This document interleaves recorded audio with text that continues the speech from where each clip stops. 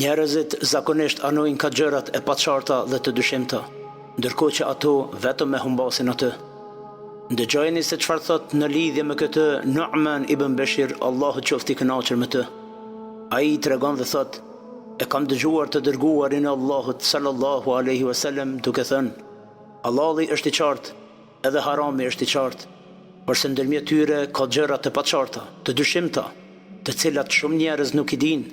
Andaj, ai që ruhet nga gjërat të dyshimta e ka siguruar fenë dhe nderin e tij, ndërkaq ai që bie në gjëra të dyshimta ka rënë në haram, sikurse bariu që kullot kopen afër zonës së ndaluar dhe në çdo çast bagetit mund të hyjnë në të. Andaj, dijeni se çdo pronar ka zonën e vet të ndaluar, ndërsa zona e ndaluar e Allahut në tokë janë haramet.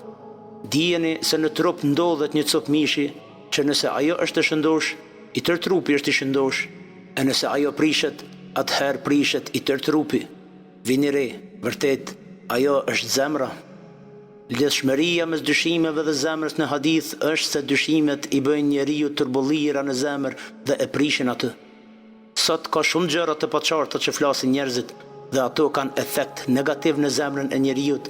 Prandaj është me rëndësi që çështjet e fesë të mirën vetëm nga burimet e sakta dhe të sigurta, në mënyrë që zemra të gjejë qetësi.